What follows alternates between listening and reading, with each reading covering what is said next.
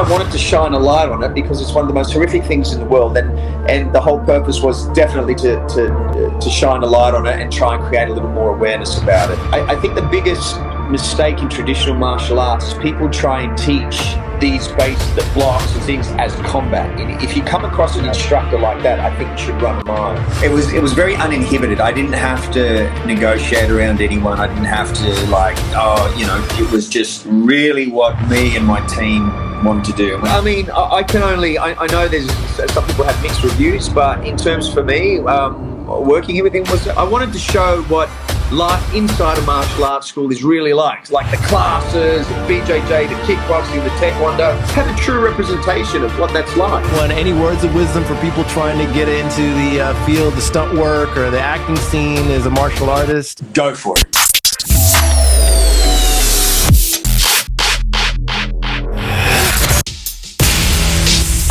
To me, Poomsae, or kata, or whatever, or forms, whichever one they call it, I think the biggest mistake in traditional martial arts is people try and teach these bases, the blocks and things as combat. And if you come across an instructor like that, I think you should run a mile. The basic forms to us and into our school, it's a form of concentration, and it's the martial artist's meditation through physical form. And if we can have that concentration and someone can complete a pattern with total focus on the moves, that benefit is then going to inherently transfer over to practical combat or to sparring or to real world situations, because that quietening of the mind and that inherent focus. So that's, to me, the biggest benefit of patterns, and that's what I believe Poomsae kata forms. But no way, in any shape or form, in our school are we going to teach Poomsae or kata as an actual practical way of self-defense or fighting. Yeah, and if you look deeper into things like forms and like sport Taekwondo, it has its place and people do that. We don't do that in my school. We do combat Taekwondo. And people say to me, oh, combat Taekwondo, the rules, you're allowed to clinch and you're allowed to knee. I say, yes. Yeah. Yes. And then they say, you're allowed to grab and you're allowed to punch. You're allowed to grab the leg. And they say, that's not Taekwondo. And then very quickly, I take them through the Poomsae, the patterns. Pattern 7, for instance, you block inside arms, just like you do Muay Thai, you grab and you throw the knees. How many times do we grab and elbow? Yeah. In the Poomsae. Yeah. So all these techniques are hidden deeply into the Taekwondo Poomsae. So now with combat Taekwondo, we have a new system where we kick the legs, we kick the body, we kick the head, we're allowed to clinch, and they say there's no grappling, there's no throwing down in Taekwondo. I disagree. Because in Hoi Sin Sul, which is the self-defense component, there's sweeps, there's throws, there's arm bars, there's arm locks. Why can we not bring that into a form of competition as well? So in combat Taekwondo, when you get to the ground, you've got 5 seconds, the sporting side of it, to strike or to submit. Yes. So I have a very different approach. Our combat Taekwondo for us is more of a complete system of martial arts. As I said, the Olympic style Taekwondo and other styles of Taekwondo, they have their place, and the point fighting has their place, and it's great if that's what you want to do. But in our school, we love to do what we call combat Taekwondo. Yeah, it sounds like you've got more like a real world approach to your teaching methods, which I applaud, by the way, because again, there's forms, katas have their place, and I still love to do forms, by the way. I still try to get to my Kung Fu school that I started with on the weekend sometimes, help with the black belts. I love going, especially the weapons. It's got to be tactile. You've got to know what the real world feedback is fighting a non-static opponent. Without that, I feel like exactly to your point, a lot of these people, and not knocking anybody, but instructors out there are giving people false senses of security, where it's like, you're like you said, it's not going to be technique number 1 against a knife or a gun or something like that, or whatever it's going to be, right? This is the real world, so you've got to be able to really stress test your stuff in order to be efficient. Yeah, I'm with you 1,000%. The first time I ever saw you, and you probably heard this many times before, that Fight Science episode, I got a little bit of that I'm going to share, and you talked to me a little bit about, because speaking of Kung Fu, like I said, and you're a Taekwondo guy. You actually got to do a little Taekwondo versus Kung Fu here. And I think that's really cool. High-speed cameras slowed down these flurries over 25 times, revealing more than 100 strikes per minute. So initially, when you're first starting acting, is this one of your first gigs to actually get they reach out to you and say, hey, can you demonstrate some Taekwondo or some techniques at the show and show us what you can do, kind of thing? Or how did that all go down? Taekwondo is one of This, I don't know if you remember a documentary before this called XMA, and had Mike Chat was on there. Okay, yeah, it sounds familiar. What happens when Bruce Lee meets the Matrix? We're blending several very different things. We're blending ancient techniques and modern technology. It's Crouching Science Hidden Hollywood, and it's coming to Discovery. Yeah, so originally John Brankus and Mickey Stern from Base Productions, they came out to Australia, and it was going to be a documentary on martial arts for the Discovery Channel. So they came out and they did this whole big test shoot, which I kind of led the way with. Nice. And then they got all that and they went back with Discovery Channel, and then they ended up shooting XMA over in the United States. So I already knew Mickey Stern and John Brankus. And then I went over to LA and I did a segment on that documentary for the Discovery Channel. But then I got the call from I think it was either John or Mickey saying, you know, we'd love you to come over and be a part of Fight Science for National Geographic Channel. Yeah, we jumped in and we did a whole bunch of these tests and speed tests, and I got to tell you, that was one of the best times of my life. I had so much fun punching and kicking all the machines and stuff. But what people don't realize is that punching bag, I don't know what the hell was in it. And Alex Finn, the Kung Fu guy, who's amazing. Yes. He's a mate of mine too. It was rock hard. I don't know what was in it. It was one of the hardest bags that I've ever kicked or punched, and it was so heavy. And we were obviously going back a good, 20 years or so. Yes. So everything was just big and heavy. So, people, you don't really see or understand that side of things when you're just watching the documentary. But being there, I tell you, we definitely felt the weight and the hardness of some of these things that we were hitting. But as I said, had an absolute ball. And wasn't it like I saw like a clip too also where it's James Liu was he consulting with you guys, or how did that work? Do you remember? Yeah, James Liu was like consulting with us. He kind of was the head of the coordinating all the martial arts, and James is an absolute wonderful human being. And when we did that test shoot, he came out to Australia, and then when we did Fight Science, he was there again. But absolute wonderful human being, and has a very deep understanding of a lot of different systems of martial arts. Very sweet. Yeah, the stuff was cool. I remember this was like fucking 15 years ago or something like that when you first did it, like even more. And I'm like, wow, it was my first dive in to really, because I wasn't as as knowledgeable on Taekwondo and a lot of the Korean arts back then. I really just knew my Kung Fu and that. So it was really cool, especially with the kicks and all that. Out of all the arts that you've done, do you have one that you kind of prefer now, or one that you gravitate to more, or is it just kind of a melting pot for you? I think that I like that term, melting pot. I think honestly, that's where it is. Look, I started Brazilian Jiu-Jitsu around the year 2000, and it's been a bit of an up and down road with Brazilian Jiu-Jitsu. I'm a second degree black belt in Jiu-Jitsu now, but I spent a lot of time in the United States. Didn't take my belts from anyone except my instructor here in Australia. So when I would come back, it was coordinated. I love Muay Thai. I love striking. It's very much a melting point. But I have to be honest, the one thing I do love the most is kicking. I'm still kicking. I must be on Broadway. And don't get me wrong, I'm not saying all the other stuff from grappling to boxing to the Filipino martial arts. I love it all with a passion. But there's just something that, if I'm, kicking some air shields or kicking some Thai pads or kicking just the paddles or even some pool noodles. So it's just, for me as a martial artist, I get just a touch more enjoyment, when I'm training the kicks. There you go. No, I totally get it. And you're a badass kicker, man. I love watching you and the stuff that you do. So I was going to talk about a couple of your movies before I get to the big ones here. Because like I said, I just saw Life After Fighting, badass movie. But to talk a couple of stuff that you've done in the past, because you worked with Seagal twice. I got to ask you about that. Maximum Conviction. And what was your experience as far as the choreo? Were you happy with it when you guys did the film? And as you look back, I know it's a while ago, but Yeah. No, I kind of put that choreo together. okay. But it was, and the thing, when you're working with other people, you've also got to absorb their ideas, and you've got to navigate and come to a place where everyone's happy, like the coordinator, stunt coordinator, director, everyone. So, and I think we landed in this place. So I had ideas of things that I wanted to do, and I didn't want them to make it too flashy. We tried to finish it with a nice kick here.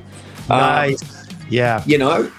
But and we didn't want to make it too flashy, like all big spinning kicks. It was more like, we've got like a nice headbutt, an eye gouge, a trachea grab, some kicks to the body, some, brutal punches, more kind of like soldier-like than and then taking it too far down the martial arts road. So I think that kind of worked okay. Yeah, it's pretty point is a spot on. I mean, it's a little earlier in your stunt fighting career, yes? So yeah. What was it like working with Seagal? I gotta ask you. You looking for me? Yeah. How was he? No, look, honestly, I mean, I can only, I know there's some people have mixed reviews, but in terms for me, working with him was okay.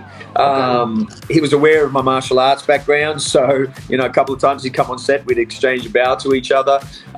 So yeah, I thought Steven was fine. He was friendly. He was easy to work with. So yeah, I thought Steven was fine when I worked with him. Yeah.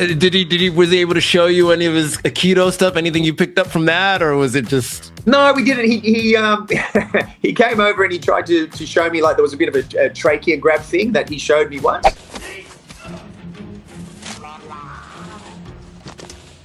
That was pretty cool. But yeah, he was kind of really easygoing. I mean, look, we weren't on set. We had a lot of scenes where we weren't together, especially in both Maximum Conviction and Force of Execution. But the times we were together, yeah, he was pretty cool. Guess it's on.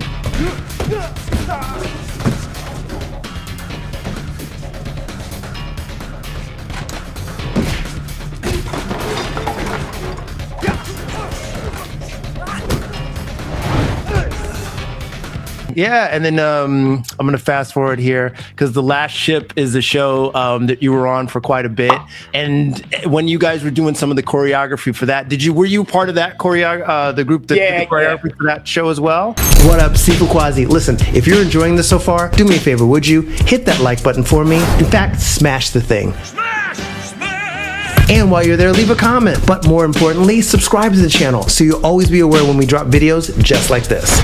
One of the things with The Last Ship and Steven came, like all the martial arts, and we didn't have very much time. A lot of it was done on the fly. A lot of the times we were able to practice, but the choreography on the martial arts for my character Wolf, I did all that, So it was just very fast and on the fly. It's not like we had weeks to rehearse it or anything like that. If we were lucky, we'd get a day or two or a session or two, let's say, not a day or two, a quick session to kind of piece it together and work it together. And then we'd be up filming it. Like this whole scene, I think we shot this out in like maybe 2 hours or maybe even less. Wow. And we had to make this very soldier-like. We couldn't make it too flamboyant. Right. And he gets shot in the chair. He's got a bulletproof plate there. That's Luc LaFontaine. The director from Mexicali. The director from Mexicali. Yes. Yeah, that was Luke. I called Luke in to do this because Luke, what people don't know, he's actually a fantastic martial artist. I'm sure people know that. Sorry. Yes. Wait, really quick. Here's a fun fact before I forget it. When I think I heard or I saw him on another interview, he actually did Eagle Claw Kung Fu, which is what I did. So I got to talk to Lucas separately one day. And yeah, Luke is badass. He's actually a really, really good martial artist. And in terms of his weapon work, like knife and sword, the guy he's one of the best in the world. He's even when you do fight scenes with him, he's got such a great rhythm.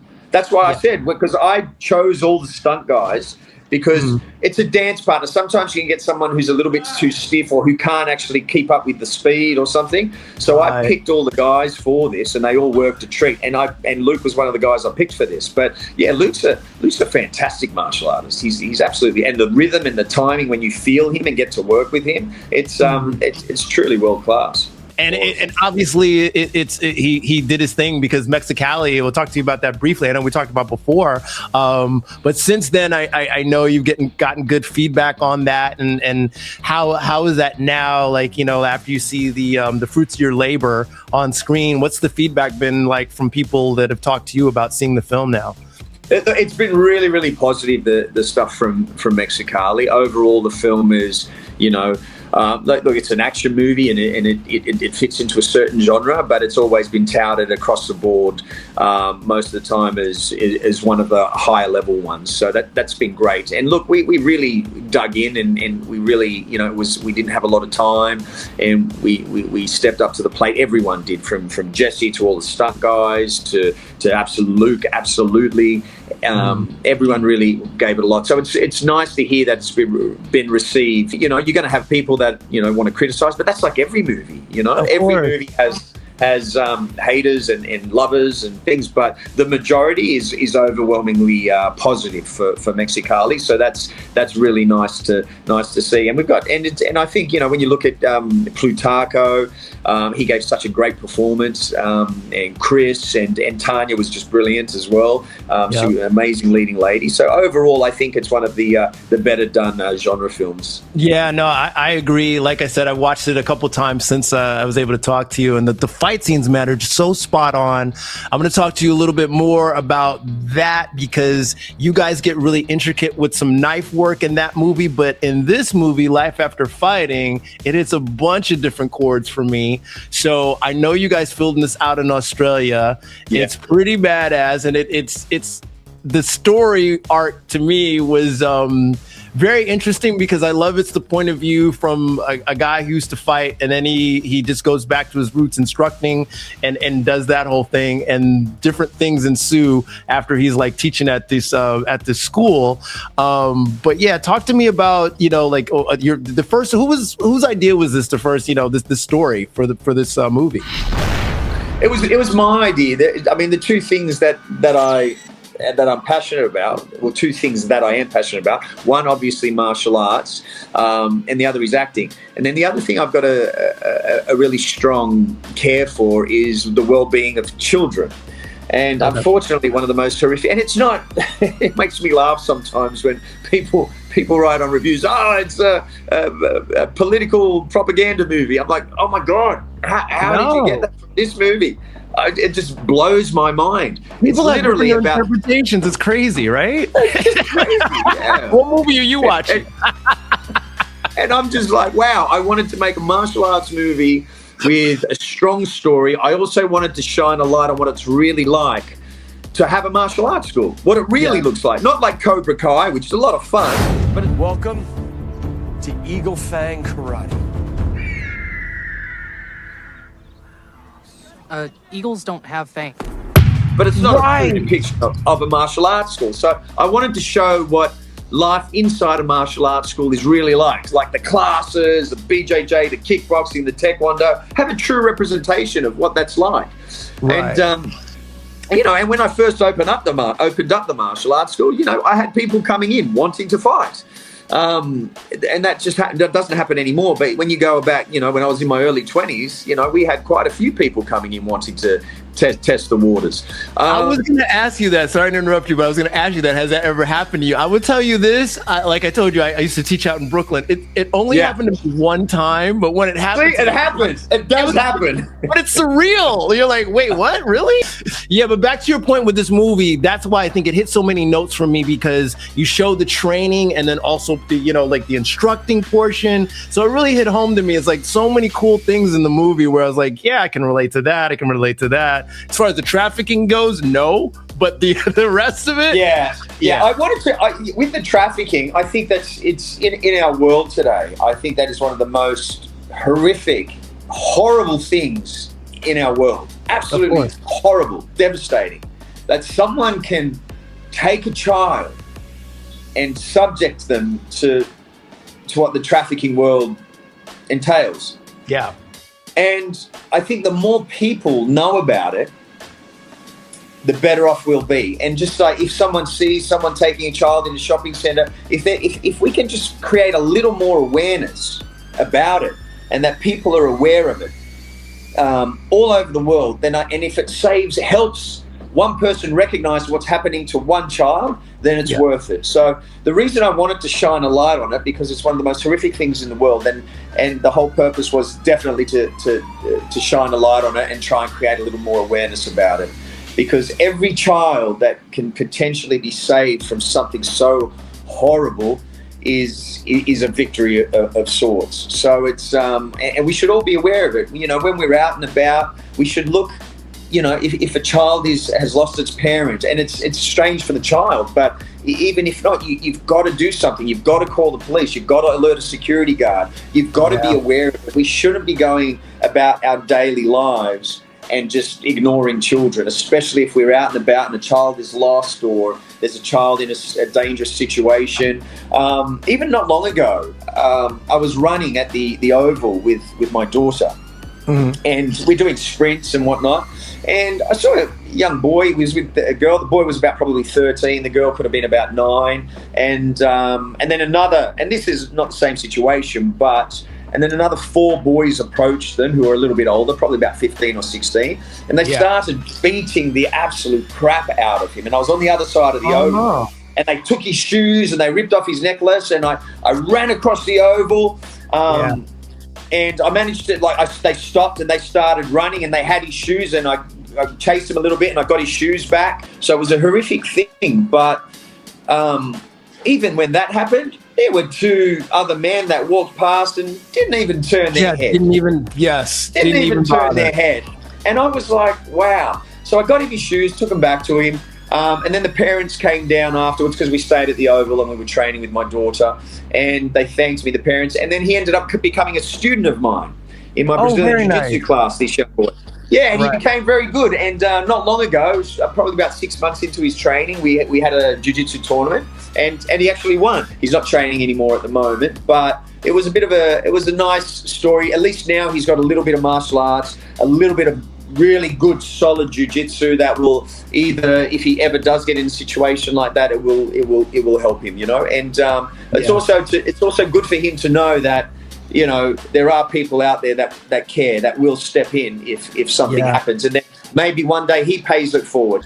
And as a New Yorker, you would see that all the time. People on the train literally just getting knocked out and all this stuff, and everyone's just reading the paper like nothing's going on. I'm like, bro, like, you know, what if that's you and you're just casually walking by? People never put it in the perspective of if it happens to you. So the fighting on this and the choreo on this, man, you guys did such a really good job. This is the and I'll tell you, as much as like it gets a little dark with the trafficking plot, but the end, I'm going to tell you this, I only watched it last night, but I'm going to go through this last 30 minutes of this movie again and just watch the fight scenes, because it's just nonstop when you guys turn it on, and it's just, realistically, after you fight like 8 guys, I'm like, how do you even have an ounce of energy for the last dude?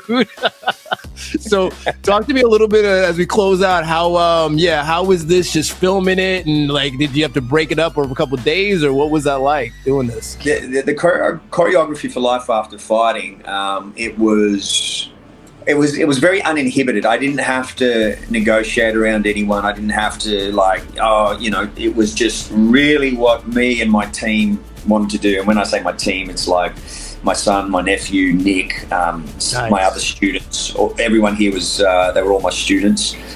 Maybe one or two weren't, but all the majority of like all this stuff in the stairwell, my students, the final fights, my students, even the guy at the end, the red sleeves. That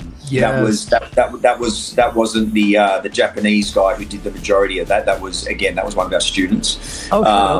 Nice. Yeah. So Master's great, but the level that we wanted to get to, it took a lot of rehearsing and a lot of practice. So that's what we did with that. Now, that overall, we started shooting that, and I tore my hip after the first week. Oh, so wow. I tore my hip, so we had to take about five or 6 weeks off, and then we had to come back and shoot for another week. So this whole end sequence, it took about two weeks. When I say 2 weeks, Monday to Friday, so about 10 days to film in its total. There's a lot of moving, a lot of thing. And look, we could have we could have said, oh, that will do, that will be great. But no, we kept filming and kept going until we knew that, okay, we've definitely got one in there. So we did a lot of this stuff multiple times. We smashed up a lot of the place. Like even here, when we throw him against the wall, like the wall just exploded. Which wasn't actually planned. Right. So a lot of the times we were breaking stuff in the gym that wasn't supposed to be broken, but it ended up looking so great on camera that we ended up keeping it. You know what I mean? Now, did you do this in your own school, or did you have a set? Yes. Okay. Yeah, we shot this in our own school, you know. So, as I said, we wanted to give an authentic feel for what it's really like in a martial arts school. And we have a very, very big space. We've got 3 floors, reception area, stairwell. But yeah, we've got a lot of space in there. So we thought let's utilize every inch of it that we can. You guys, listen, mission accomplished. What I love, I'm going to back this up for 2 seconds. This knife portion is great because, like I told you, I'm doing a lot of Krav Maga and do a lot specifically. And that's why I initially took up the art for the knife defense, gun defense. Yeah. As much as I love Kung Fu, we never addressed that. And I wanted to get that practical sense. There's a lot of stuff in here, and you guys do some gun stuff as well in the movie that really mirrors a lot of stuff we do. So kudos to you guys. And how long do you to get that down in a fight, how much rehearsal do you got to do for that? Because there's some legit stuff in here that I really I mean, look, we've got it's just to try and make sure we can get it and move it fluidly at a speed. Like even here, it's like, we very, very real principles, like stop the weapon, move back when it flails. Here we get a little more flowery, a bit more Filipino martial arts. But you'll see here, one thing that I wholly believe in is as we pass from this, he grabs the arm and he moves to the side, and he's got 2 arms against one.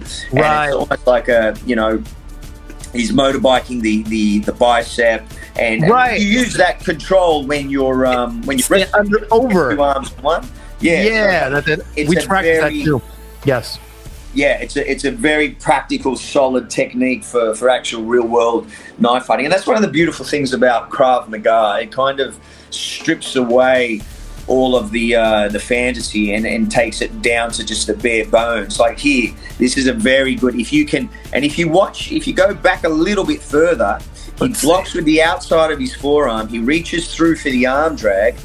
See, and it reaches through. And if you know that if you're blocking with the forearm, you're stopping the knife from going forward. And if you reach through and you grab the tricep, you're stopping him from moving backward. So you're stopping both directions. So he can't move the arm forward to pump you, and he can't pull it back to then re-engage. Right. So that's if someone is trying to start, I'm sure you guys maybe call it the sewing needle or something, when there's something, the prison style where they come and stab. You want to block and grab the back of the arm and secure it. And then, then if you can separate the arm and pull it away from the body, the knife wielding, then you've got more of a chance. So in the choreography, we tried to. I mean, look, we've got a lot of flash in there at different places too, because it's still a movie. But we still wanted to definitely add in some really, practical stuff that in a real world situation could potentially save your life. And that's what I really enjoyed about it, because there's so much stuff. It's like, we trained some of this stuff, and it's good to know. And you're going directly after the threat, which is the weapon, control of that weapon, control of that knife. It's and in real world, knife fighting is some of the ugliest shit out there. I tell people all the time, it's like, listen, you give me a choice between a knife or a gun, I'm taking neither.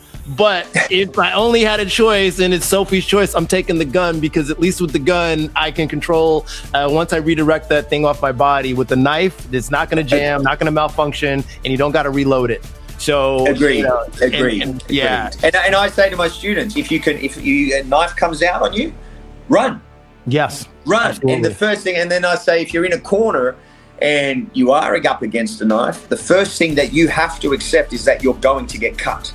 Yes. You know, it's not the movies. It's not training in the dojo. If you've got no alternative and you're in a corner and you have to fight someone with a knife, or you're protecting a loved one, you have to be okay with the fact that you are going to be cut.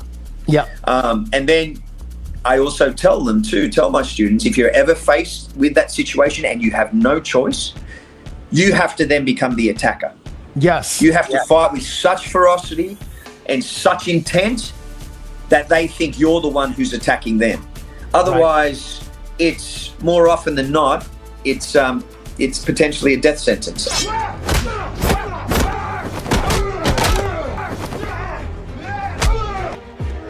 I remember I saw this video, and it was in London, and one guy, he kept his arms in and he got stabbed 17 times. Oh, shit. He lived. Oh, wow. Okay. And then and his friend put his hands out and went, no. And he got stabbed once under the armpit, and he died. The other guy, just out of pure luck, he kept his arms in, and most of the lacerations and cuts were on the outside of the foreknives and the thing. And as I said, 17 times, and he lived. And his friend once, and he died. Yeah, it's terrible. It's like we say in our art, it's like try to prevent the holes when it comes to knives. It's like you just protect around and, keep away from the vitals and do your best. And to your point, attack the attack, because you've got to go on offense right away. There's no actions beat reaction. So absolutely. Exactly. Last movie I'm gonna talk about this Beast movie, man. Every time I see a new trailer for it, I'm so in. I'm already a UFC fan anyway, MMA fan. Awesome. Why do we train so hard? So I can breathe. Why do you need to breathe? So I can think. Why?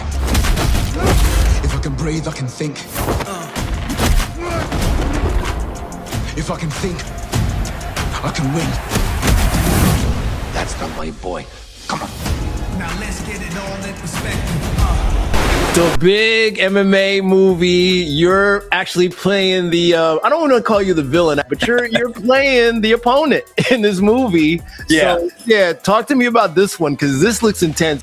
This is pretty intense. I came on as my character is Xavier Gra. He's the one championship pound for pound greatest fighter in the world. Nice. So, and he's a world champion in his division, but he's also got the other accolade of, as I said, the pound for pound best fighter. So I came in, the producer, I got in contact with the producer got in contact with me. I went in and had a read with him and the casting director and whatnot, and then I got the role. But there was always a little bit of, this could be great, this could be bad, depending on who's, with the fight stuff. So one of the things that I had to put in place if I was going to do this was that I was in charge of my own choreography. And it turns out that Xavier Gra, there's two main tentpole fights in the film and another little one, but Xavier Gra does all of them. So it turned out that was the beginning of it, and then it moved into me choreographing all the fights from scratch.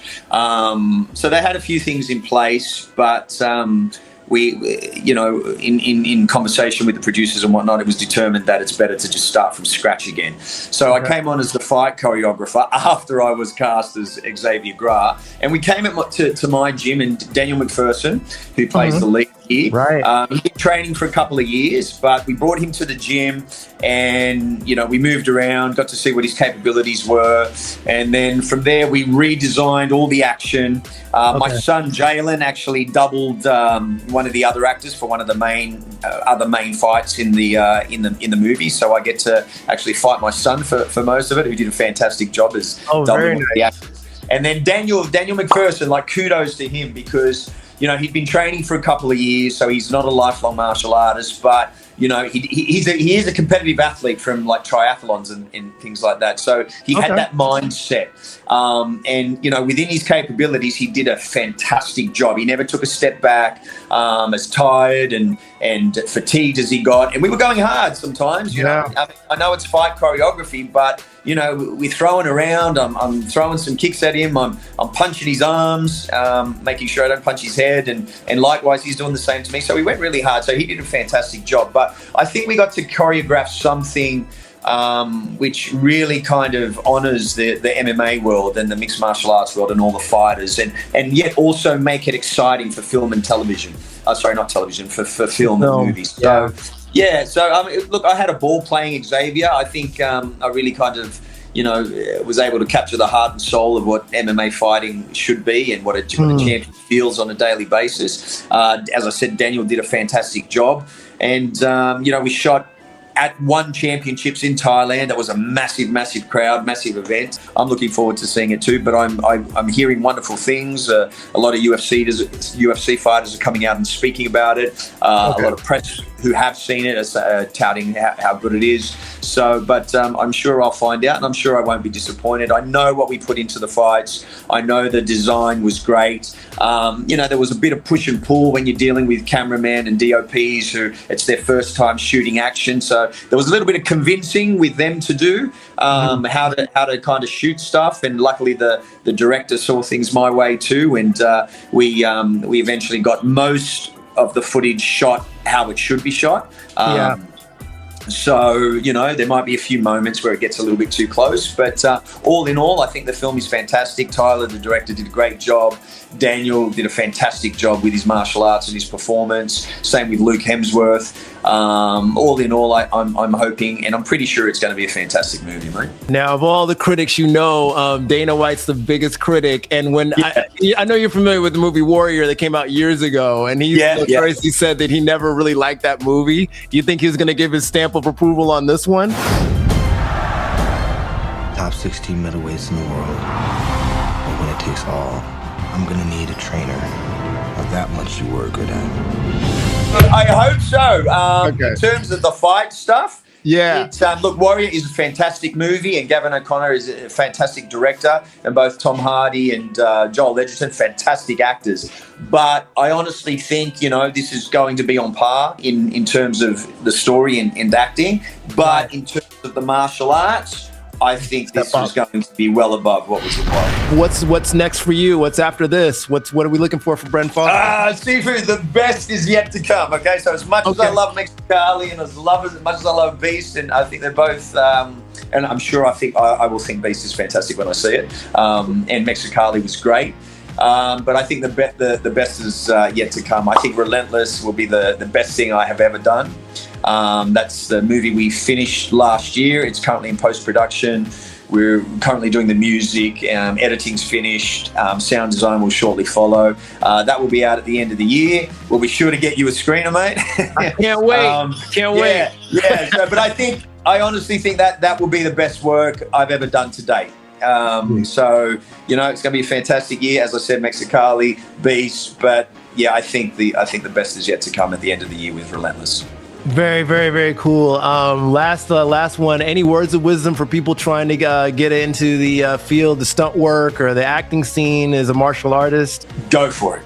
Okay. Go for it. You will encounter people that will say, "Oh, don't do that," or don't think you can do it. But if your heart is yearning to show your, because the imperative word, martial art, it's an art form. It's beautiful. It's meant to be expressed in so many different ways, not just fighting. And one of those beautiful ways of expressing it is in front of camera. And if your heart and your soul is singing and you want to get into stunt work, you want to get into acting, you want to show physical beauty through the martial arts in front of the camera, go for it. Don't let anyone tell you that you can't. Don't let anyone tell you you're not good enough. If you want it, go for it. Yeah, I agree. Thank you so much, sir. I think that's a great way to end it. Yes, as promised, we've got part 2 of my discussion with Bren Foster. That's Master Bren Foster. And guys, let me know in the comments what new stuff you guys learned about Bren and his movies or different projects. I learned a bunch and I hope you guys did too. Also, what's your favorite movie or show that he's been in? And now's a great time to remind you guys to do me a quick favor. Go ahead and hit the little like button for me. Share the video with more like yourself who would appreciate content like this. And of course, subscribe, hit the bell for notifications so you'll be up to date when we drop new videos. Now we're talking. Follow me on all of my socials here, and here. And please do check out part 1 of the discussion. In case you missed it, there it is. Guys, stay safe. See you all in the next round and keep punching. Look at this one. Look at that one. Look at this one. Look at that one. Look, are you kidding me? Hey, it's Brent Foster, and thank you for watching Kung Fu Chronicles.